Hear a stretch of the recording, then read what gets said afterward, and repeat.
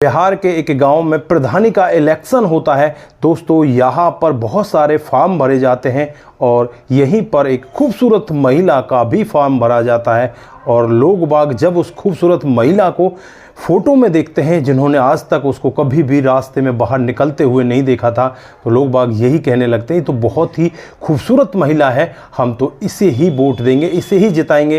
दोस्तों होता भी कुछ ऐसा है कि वो महिला इलेक्शन जीत जाती है और उसके बाद जो प्रधानी यहाँ पर करते हैं वो उसके ससुर करते हैं और एक दिन ससुर बाहर होते हैं तो यहाँ पर एक लड़का साइन कराने के लिए पहुँच जाता है। उसके बाद जो यहाँ पर होता है कभी किसी ने कल्पना भी नहीं की थी। अगर आप लोग भी पूरे मामले को डिटेल से जानना चाहते हैं तो वीडियो को ज़रा सा भी स्किप ना करें, लास्ट तक वीडियो को ज़रूर देखिएगा। आगे बढ़ने से पहले हमारी वही रिक्वेस्ट कि जो हमारे चैनल के साथ नए हैं कृपया करके चैनल को फॉलो कर लें, बेल आइकन को ज़रूर प्रेस करें। नमस्कार, जय हिंद। आप देख रहे हैं APH न्यूज़ राहुल रावत के साथ। दोस्तों आज की जो हकीकत की घटना आप लोगों को बताने जा रहा हूं ये बिहार के गया की हकीकत की घटना है। साल 2021 का बिहार में चुनाव होता है।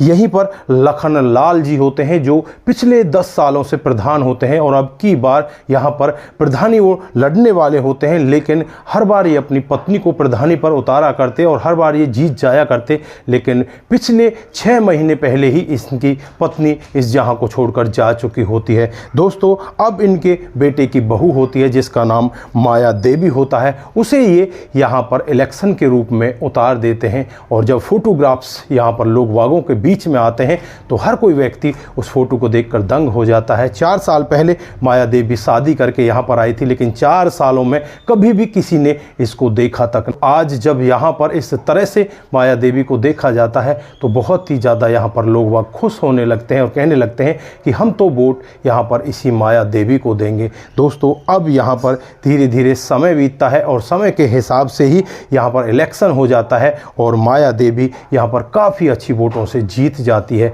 दोस्तों अब तो यहाँ पर जो लखनलाल ससुर है वो अपनी प्रधानी करने लगता है। दोस्तों धीरे धीरे कुछ और समय बीतता है। जो यहाँ पर माया देवी का पति होता है इंद्रजीत, उसे इस सब से कोई मतलब नहीं होता और एक दिन का वाक्य होता है जब लखनलाल बाहर गए हुए होते हैं तभी यहाँ पर एक व्यक्ति आता है और वो व्यक्ति यहाँ आकर यही कहता है कि तुम अपनी पत्नी से मेरे पेपर पर साइन करा दो क्योंकि मेरी नौकरी का सवाल है, मुझे यहाँ पर सर्टिफिकेट चाहिए जो कि करेक्टर सर्टिफिकेट होता है। लेकिन यहाँ पर जो इंद्रजीत होते हैं वो कहते हैं कि पापा घर पर नहीं है, जब पापा आएंगे तब तुम साइन करवा ले जाना। तो यहाँ पर वो कहने लगता है कि यार कमाल की बात है, हमने तुम्हारी पत्नी को सरपंच बनाया है ना कि तुम्हारे पापा को बनाया है, तुम्हारी पत्नी सरपंच है उससे साइन कराओ, वो तो घर के अंदर है। तो यहाँ पर अब इंद्रजीत सोच में पड़ जाता है कि यार ये तो सही कह रहा है, मेरी पत्नी सरपंच है, मेरे पापा की इसमें क्या बात हो सकती है। दोस्तों यहीं पर एक इनका नौकर काम किया करता जिसका नाम सुभाष होता है, जिसकी उम्र लगभग 19 साल होती है। पिछले कई सालों से वो यहीं पर इनके घर में कामकाज किया करता, लेकिन आज तक वो भी इनकी दहलीज को अंदर लांग नहीं चुका था। वो भी आज तक दहलीज के बाहर ही रहता था, खेतों पे काम किया करता, पशुओं के लिए चारा लाया करता, ये सब काम करता, लेकिन कभी भी उसने घर के अंदर इस बहू माया देवी को देखा तक नहीं था। अब यहाँ पर इंद्रजीत उससे कहने लगता है कि तुम अंदर जाओ और इस पेपर को ले जाकर अपनी भाभी से साइन करा लो। दोस्तों सुभाष भी यहाँ पर सोच में पड़ जाता है कि ये कह क्या रहे हैं, लेकिन भाई का कहना था मानना पड़ेगा। अब यहाँ पर जो सुभाष होता है वो घर के अंदर जाता है और जब यहाँ पर माया देवी सुभाष को अंदर देखती है तो बस वो भी देखती रह जाती है। वो भी सोच में पड़ जाती है कि आज तक कोई व्यक्ति हमारे घर के अंदर नहीं आया, ये पहली बार हमारे घर के अंदर कैसे आया है। दोस्तों यहाँ पर सुभाष को भी कुछ अटपटा लगता है और जब पहली बार माया देवी को देखता है तो वो भी देखता ही रह जाता है। बहुत ही ज़्यादा खूबसूरत होती है। माया देवी यहाँ पर कुछ बड़बड़ाने लगती है और बड़बड़ाते इसके पेपरों को वहाँ पर हाथ में ले लेती है, अपनी मोहर को ढूंढने लगती है। ढूंढने के बाद मोहर लगाकर साइन स्टंप करके उसे वापस दे देती है। लेकिन यहाँ पर जब सुभाष यहाँ से बाहर जाने लगता है तो माया देवी उससे कहती है कि ये बात बाहर किसी को मत बताना। दोस्तों अब सुभाष अपने मन ही मन सोचने लगता है कि पता नहीं क्या मामला होगा, किस वजह से ये कह रही है, मुझे कोई मतलब नहीं है। वो वहाँ से सीधा वापस बाहर आ जाता है और जो बाहर ये व्यक्ति बैठा हुआ था वो यहाँ इंद्रजीत से यही कहकर जाता है कि तुमने तो अपनी सरपंच को घर में दुबका कर रखा है, जबकि सरपंच तो गांव का मुखिया होता है।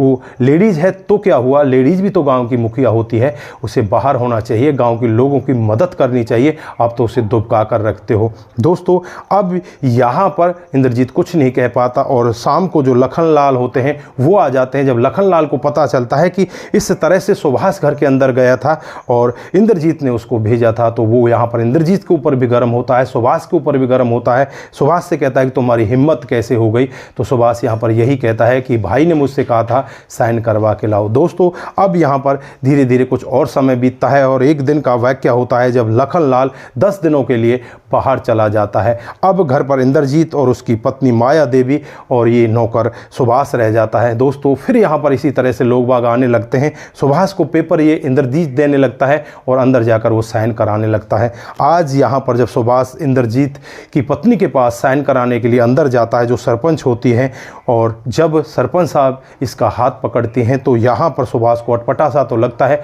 लेकिन उसे महसूस होने लगता है कि शायद यहाँ पर ये माया देवी भी कुछ अलग ही चाहती है। दोस्तों अब यहाँ पर सुभाष भी कुछ नहीं कह पाता। माया देवी उससे फिर यही कहती है कि बाहर जाकर इस सब के बारे में कुछ मत कहना। माया देवी को भी सुभाष यही कहता है कि ठीक है, मैं बाहर जाकर कुछ नहीं कहूँगा। दोस्तों इसी तरह से 10 दिन का समय बीत जाता है। 10 दिन के बाद जब लखनलाल आते हैं तो वो बहुत ज़्यादा गुस्सा होते हैं और गुस्से में अपने बेटे को बहुत बुरा भला कहते हैं, सुभाष को भी बुरा भला कहते हैं, लेकिन वो कुछ कर नहीं पाते। यहाँ पर इंद्रजीत को यही कहते हैं कि इससे बेहतर तो ये है तू मोहर और स्टंप लेकर इस अपनी पत्नी को बाहर दरवाजे पर बैठा दे, जो भी आएगा वो मोहर लगवा कर चला जाएगा। दोस्तों यहाँ पर इंद्रजीत भी कुछ नहीं कह पाता। अब यहाँ पर होता कुछ ऐसा है, इंद्रजीत और उसके पिताजी दोनों को बाइक से बाहर जाना होता है। लखनलाल और इंद्रजीत बाइक पर बैठे होते हैं और दोनों रोड पर जा रहे होते, तभी वहाँ पर एक भयंकर एक्सीडेंट होता है और उस एक्सीडेंट में इन दोनों की मौत हो जाती है। दोस्तों दोनों के मरने के बाद घर में मातम फैल जाता है। कुछ लोगों को तो बहुत बड़ी शांति हो जाती है, जो इनके अधैतिया होते हैं, यानी कि जो आधी प्रॉपर्टी के रखवाले होते हैं, दूसरे भाई बंधु, वो यहाँ पर सोचने लगते हैं कि शायद अब इस महिला को हम अपने बेटों को शादी करा लेंगे और सरपंची भी हमारी और ये प्रॉपर्टी भी हमारी। लेकिन यहाँ पर जब इस महिला से बातचीत की जाती है कि तुम इन लड़कों से शादी करना चाहती हो, तो ये साफ मना कर देती है। यहाँ पर इस लड़की के माता पिता को भी बुलाया जाता है, लेकिन माता पिता से भी ये साफ मना कर देती है। दोस्तों अब यहाँ पर जो और लोग बाग होते हैं वो ये सोचने लगते हैं कि इनको किसी न किसी तरह से फंसाया जाए, क्योंकि घर के अंदर नौकर सुभाष और ये माया देवी सरपंच ही रहने लगते हैं। यहाँ पर पुलिस को खबर दी जाती है कि सुभाष ने और माया देवी ने मिलकर ही इनका एक्सीडेंट कराया है। पुलिस अब इस तहरीर पर जांच पड़ताल में लग जाती है और जांच पड़ताल करने लगती है। काफ़ी दिन जांच पड़ताल चलती है। जांच पड़ताल के बाद कोई भी सबूत इनके खिलाफ नहीं मिल पाता, तो यहाँ पर उन लोगों को वापस धमकाया जाता है कि तुम इस तरह से किसी के खिलाफ ऐसे बातचीत नहीं करोगे, नहीं तो तुम्हारे खिलाफ ही मामला दर्ज कर लिया जाएगा। आखिरकार ये गांव की सरपंच है, ये ऐसा काम नहीं कर सकती।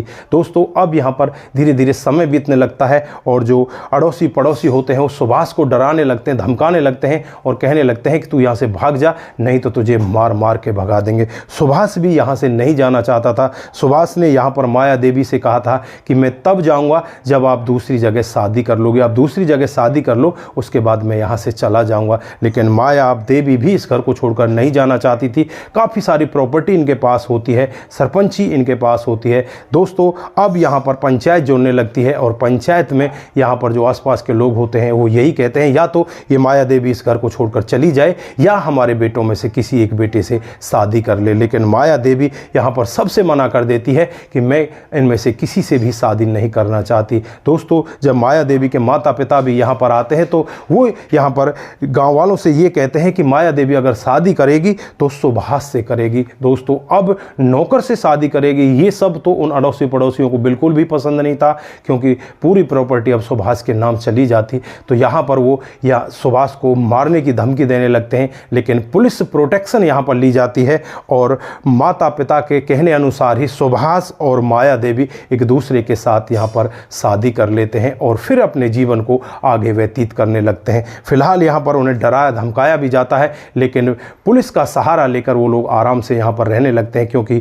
वो महिला खुद माया देवी सरपंच होती है। दोस्तों, यहाँ पर माया देवी के पति इंद्रजीत के बारे में बातचीत की जाए तो 4 साल पहले उसकी शादी होती है, लेकिन इन 4 सालों में माया देवी ने कभी भी अपने पति का सुख प्राप्त नहीं किया था, क्योंकि जो उसका पति इंद्रजीत होता है उसके अंदर बहुत बड़ी कमी होती है। और यहाँ पर जो माया देवी के घर वाले होते हैं वो भी यही सोच रहे थे कि डॉक्टरों की दवाई चल रही है, दामाद कुछ दिनों में ठीक हो जाएगा, लेकिन उसकी बीमारी ठीक होने वाली नहीं थी, वो बिल्कुल नामर्द था। दोस्तों, यहाँ पर अब माया देवी को सुख के पल मिलने स्टार्ट हो गए। वो अब सुभाष के साथ पति पत्नी जैसे संबंधों में रहने लगी। पिछले 4 सालों से उसे घर के अंदर कैद करके रखा गया था। लखनलाल यही चाहते थे कि मेरे घर की इज्जत घर में ही रहे, किसी को ये ना पता लगे कि मेरा बेटा इस तरह का है, वो मर्द नहीं है, इसलिए वो यहाँ पर माया देवी को घर के अंदर कैद करके रखते, किसी को घर के अंदर जाने तक नहीं देते। लेकिन यहाँ पर भगवान की करनी कुछ और ही होती है। एक हादसे में ये दोनों को दोनों इस जहाँ को छोड़कर चले जाते हैं, और जो घर का 19 साल का नौकर होता है सुभाष, उसके साथ यहाँ पर माया देवी शादी कर लेती है। आज ये दोनों बहुत ही ज़्यादा खुश हैं और इनका जीवन बहुत ही अच्छे से चल रहा है। तो दोस्तों, ये थी आज की एक छोटी सी कहानी। आप लोगों को कैसी लगी? अगर आपको जरा सी भी प्रभावित करती है, जरा सी भी अच्छी लगती है, तो दोस्तों के साथ जरूर शेयर करके जाएं। दोस्तों, आपका एक शेयर हमें आगे बढ़ाता है और इसी तरह से सस्ता पर आधारित कहानियां हम आपके बीच लेकर हाजिर होते रहते हैं। दोस्तों, जिन साथियों ने हमारे पिछले वीडियोज पर कमेंट किए थे उनका नाम हम यहां पर बारी बारी से लेने वाले हैं। कमेंट आता है वो सिंह दिग्विजय का आता है, वेरी नाइस स्टोरी, आपका बहुत बहुत धन्यवाद। शंकर स्वामी जी लिखते हैं, आपकी कहानी बहुत ही अच्छी लगती है, मैं शंकर स्वामी बोल रहा हूँ, आपका बहुत बहुत धन्यवाद। सलीम खान जी, आपकी कहानी बहुत अच्छी रहती है। सलीम मोहम्मद राजस्थान पाली से, हमारा भी नाम लिया करो। बिल्कुल सलीम जी। Monu Jain ji, very nice video, आपका भी दिल की गहराई से बहुत बहुत धन्यवाद। प्रेमचंद शर्मा जी, राम राम भाई साहब, कहानी सुनकर बहुत अच्छा लगा, आपका भी दिल की गहराई से बहुत बहुत धन्यवाद। अंकित राजपूत अलीगढ़ से जो लिखते हैं कि आपकी कहानी बहुत ही अच्छी होती हैं, आपका भी दिल की गहराई से बहुत बहुत धन्यवाद। संतोष ओझा जी, बहुत सुंदर कहानी बताई है जी, आपका भी दिल की गहराई से बहुत बहुत धन्यवाद। कुमार केसी जी, जय श्री राम जय श्री राम। रेसी मंजूर जी, वेरी नाइस, आपका भी दिल की गहराई से बहुत बहुत धन्यवाद। शंकर स्वामी जी हमें एक कमेंट लिखते हैं, आपका भी दिल की गहराई से बहुत बहुत धन्यवाद। इसी तरह से आप सभी लोग हमारे साथ बने रहें, इसी तरह से आप लोग हमारे साथ कमेंट करते रहें। हरेंद्र प्रताप राजपूत लिखते हैं, वेरी नाइस, जय भारत जय भारत।